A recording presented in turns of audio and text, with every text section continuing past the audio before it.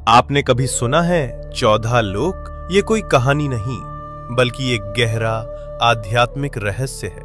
हमारे ब्रह्मांड में कुल 14 लोक माने गए हैं, 7 ऊपर और 7 नीचे।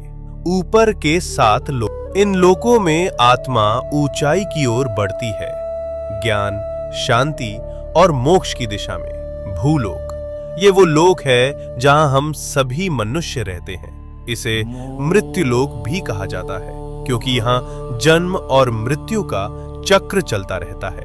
भूवरलोक, ये लोक भूलोक और स्वर्गलोक के बीच स्थित है। ये ऊर्जा रूपों का क्षेत्र है जो भौतिक और दिव्य लोकों को जोड़ता है। स्वर्गलोक, देवताओं का लोक, जहां इंद्र और अन्य देवता निवास करते हैं। अच्छे कर्म करने वालों को मृत्यु के बाद इसी लोक में स्थान मिलता है, जहां सुख, संपत्ति और आनंद की अनुभूति होती है।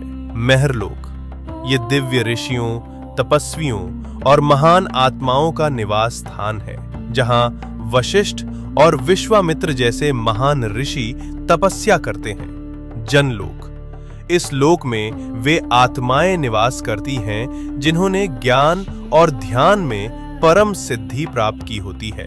यहाँ के वासी ब्रह्मा जी की लीलाओं में लीन रहते हैं। तपलोक, अत्यंत शक्तिशाली तपस्वियों का स्थान, जो शरीर से परे केवल चेतना में स्थित होते हैं। ब्रह्मलोक, यह अंतिम लक्ष्य है, जहां केवल सत्य है, मोक्ष है और ईश्वर का साक्षात्कार होता है।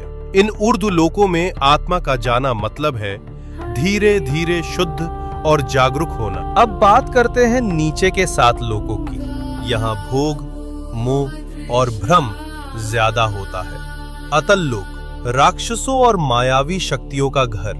वितल लोक, जहाँ कामनाएं और भोग हावी रहते हैं। सुतल लोक, राजा बलि का लोक। वे दानवीर थे, लेकिन उनमें अहंकार भी था। रसातल लोक, जहाँ भ्रम, लालच और अज्ञान का घना अंधेरा है। तालातल लोक, छल, धोखा और झूठ से भरा हुआ लोक।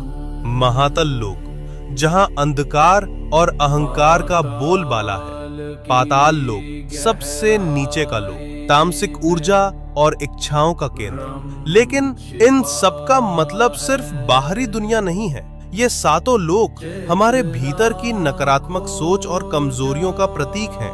तो जब हम सच्चाई, भक्ति और सेवा में लगते हैं, हम ऊपर के लोकों से जुड़ते हैं, और जब हम लालच, मोह और गुस्से में फंसते हैं, हम नीचे गिरते हैं। सोच बदलो, लोक बदल जाएगा।